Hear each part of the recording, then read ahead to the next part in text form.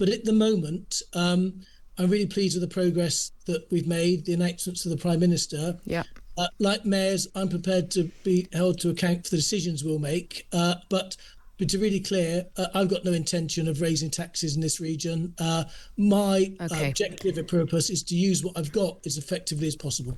Well, let's now turn our attention back to that conversation about devolution, because Andy Burnham has announced that he wants to give mayors of city regions in England a share of income tax revenue for the first time as part of his big revolution on devolution. And this is all part of a drive to transfer power from Westminster to local leaders.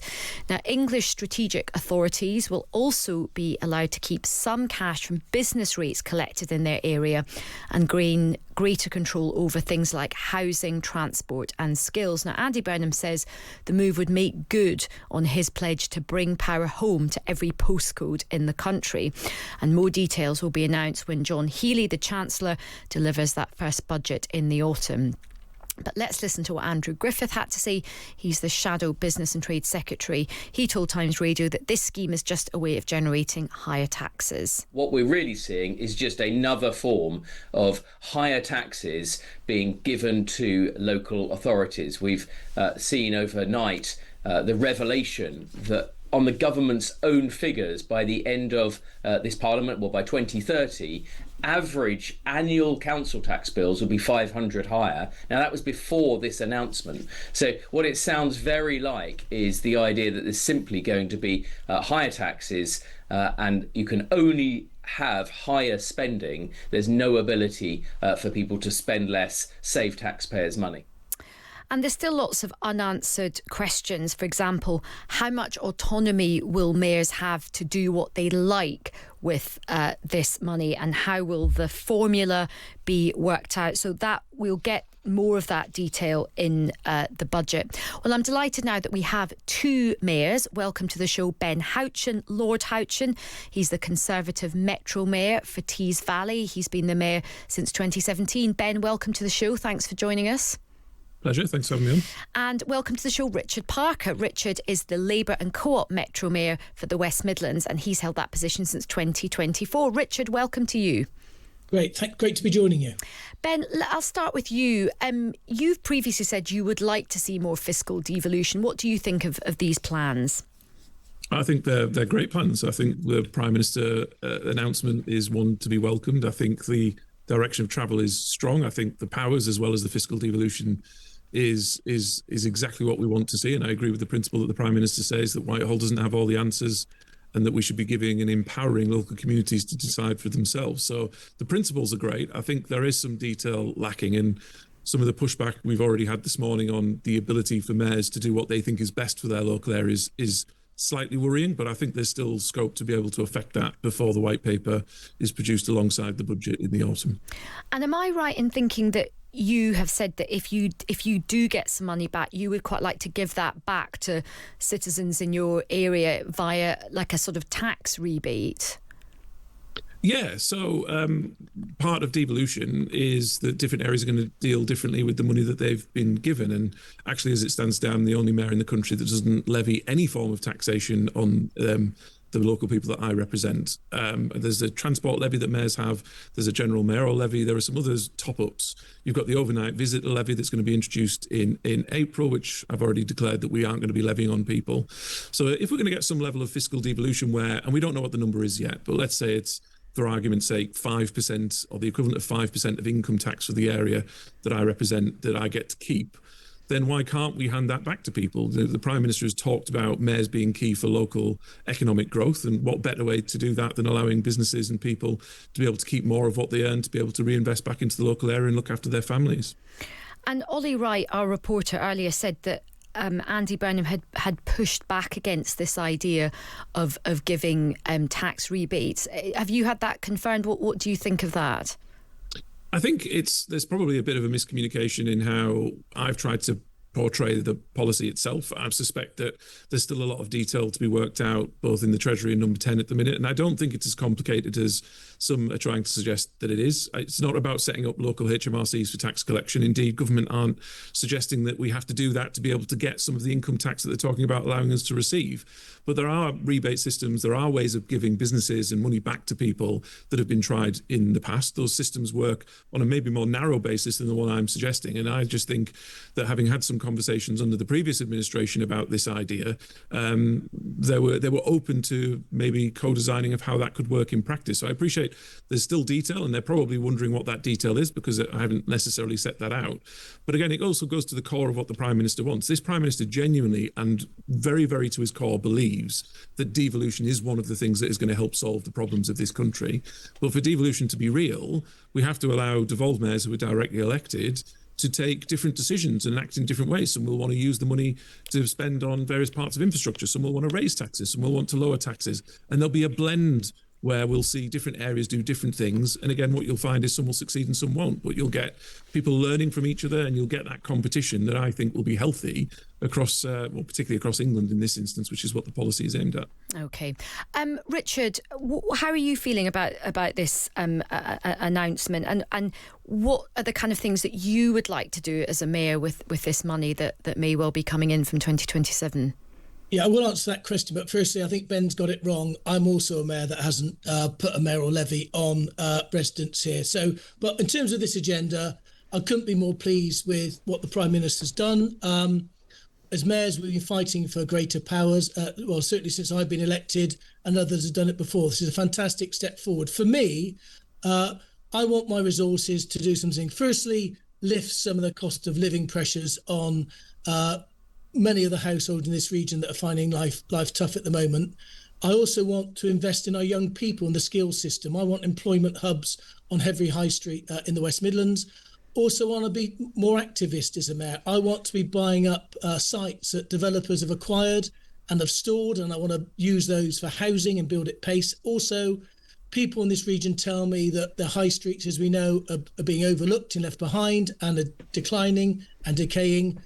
I've got a commitment to bring life back to our high streets. I want to buy vacant plots in sites and look at ways we can recycle them and reuse them to drive footfall and prosperity across the towns and the high streets of the West Midlands. I think Ben's got it wrong, frankly.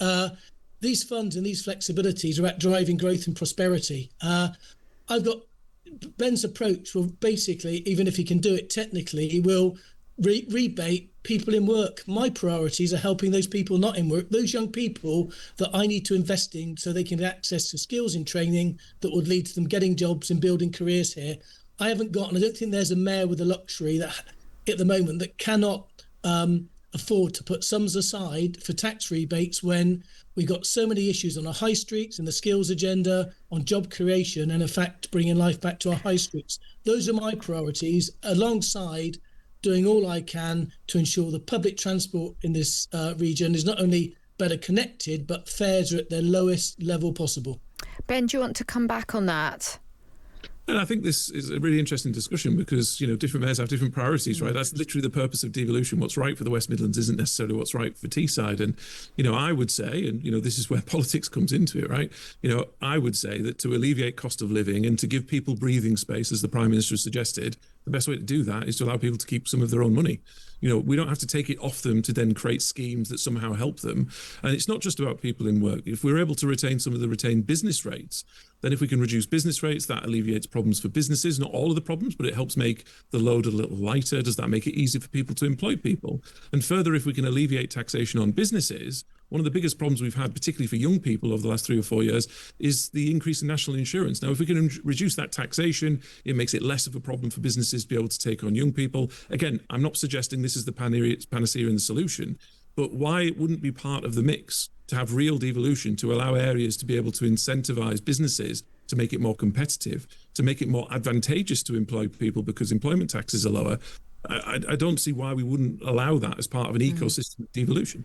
So, Richard, I suppose that's a kind of philosophical question at the heart of it, isn't it? It's sort of, if you want to do true devolution, do you trust the local mayor, even though they might not be from the same party as you, to say, right, as Ben said, look, you're going to allow that person the agency to make decisions that they think is best for their region? That's the question that quite a lot of people are messaging in about, Richard. Is true devolution still involving a bit of control from Westminster? Look, I'm really pleased with the freedoms we're going to get. Those freedoms allow me to take action, to intervene more quickly, and not just address people's issues today, but also build a better future for them here. I've got ambitions here to lift the aspirations of people that live in the West Midlands. And my interventions are not just about my own programmes, which will help do that, but I've been listening to the communities across the West Midlands. Indeed, I was out in Wolverhampton and Wednesbury, which is in Sandwell, yesterday. What I'm doing is what the residents of West Midlands tell me needs doing and needs fixing. They want their sons and their daughters to get access to training, to get into work. They want the transport fares to be lower, and they want me to be working on attracting more businesses here. And I'll come back to Ben's point. Businesses tell me the biggest challenge they face isn't actually business rates. It's often getting access to the skills that they need to fill the jobs they've got. And that's why that's so important. But also, with more flexible powers, I've got a brownfield fund for housing. I can use it to remedy and decontaminate land for housing. I can't use those funds for businesses at the moment. If I can use that for businesses, I can get businesses in here, make it less expensive for them to come here, and align that with the investment we're making in jobs. Those jobs will create income tax. The businesses will generate business rates. It's a win-win. I then recycle that funding to invest in infrastructure and skills in the future, and we're building on growth, and we're getting real leverage and multiplier effect from it. My fear is that Ben's approach is de minimis. It lacks ambition, aspiration for the people of Teesside, and I asked the question whether he lacks some confidence in his ability to be able to use these funds to make a difference to people's lives on Teesside. Ben, do you want to respond to that briefly? I've got another couple of questions I want to put to both of you. Yeah, just very quickly. I have confidence in local people that they understand how best to spend the money that they earn, rather than having to give it to politicians to decide. And again, this is a healthy debate, right? I'm not disagreeing with what Richard has to say. If he thinks that's right for West Midlands, then he can do it, and he will be supported at the ballot box, or he won't be. That's the nature of politics and devolution. That's democratic accountability. What I'm just seeing here is that we're getting half of that. And it seems to be, and I don't think this is the intention of the Prime Minister, because I do believe that he believes in devolution, that Westminster seems to have decided yet again that it knows best. And you can do devolution, but only in the way that we want it to do. And I just hope that that isn't the case, and there's still some time to be able to affect this policy. But like I say, this is actually really healthy, right? You're seeing two different and it's in different ways. That's the nature of it. But what you can't do is hamstring me and allow Richard to do what he wants to do, because that's not devolution, right? Well, it's a really interesting debate to be having, because both of you are elected mayors. You're both doing what you think is the right thing for your local constituents, the people who elected you in. Both of you want the best for your areas. I think it's disingenuous to say that one of you doesn't and one of you does. You've both got a different political philosophy about how you get to that end, one being Labour, one being Conservative. So it is interesting just listening to you both having different ideas about this. Richard, one thing which I just want to move the conversation on, it doesn't look like there's going to be any extra powers for mayors to raise or lower taxes. There is this sort of tourist tax that's coming in, but that, to be fair, was implemented by Keir Starmer and Rachel Reeves. Would you like Andy Burnham to go a bit further and allow you as a mayor to have limited, you can't have complete control over like income tax and things like that, but would you like to have a bit more flexibility in terms of being able to move taxes around? Look, personally, there might be some things that I do agree with Ben on. And actually, I think the tax burden for people in this country is already high enough. So we need to do a lot more with the resources that we've got. And I think as mayors, all of us will believe we're better at making those choices than Westminster and Whitehall. And that's another aspect of this that we need to touch on. But frankly, I'm delighted with the support I've had from government. With some additional freedoms, I can make a bigger difference, and I'm choosing to use my funds differently to Ben. We accept that, but I frankly... But just to go back to, would you think it would, because this is obviously an agenda which is going to evolve. We're just beginning to get flesh on the bone. There's still consultation to go. I mean, I've interviewed many mayors over the years, Labour, obviously many Labour, I've interviewed Ben before as well. Quite a few Labour mayors have said to me, Richard, over the years that they would like to see, they're not expecting huge tax raising flexibility in terms of, as I say, income tax. But they have said it would, Steve Rotherham, I've interviewed many times, have said it would be good to get, if true devolution does mean giving up. If you want to move power out of Westminster, giving some tax flexibility to mayors is an important part of that. Would you agree?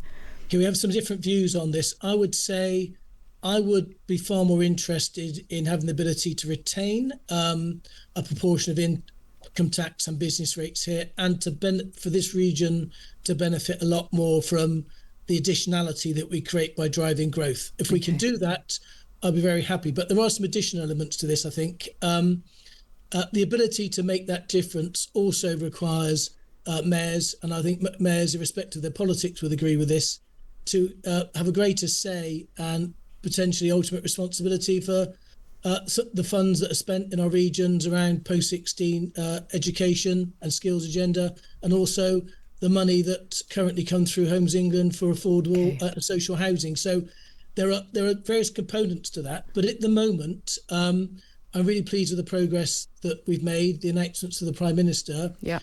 Like mayors, I'm prepared to be held to account for the decisions we'll make, but to be really clear, I've got no intention of raising taxes in this region. My objective and purpose is to use what I've got as effectively as possible.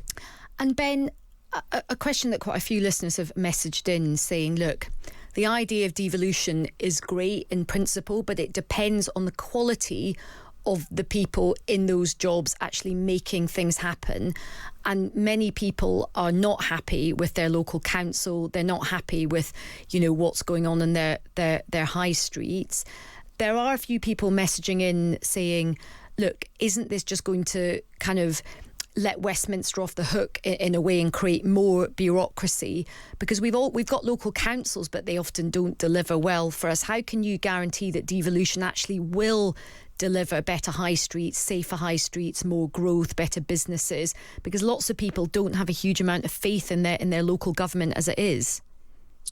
Well, it's a really good question, and the way that I look at it, and I know this is also slightly different to some of the other mayors who are currently in post today, that I think the reason that mayors have actually been quite successful and can be quite successful in the future is that we actually have quite a narrow remit at the moment. We're very focused on economic regeneration, economic growth, jobs, skills, people, investment.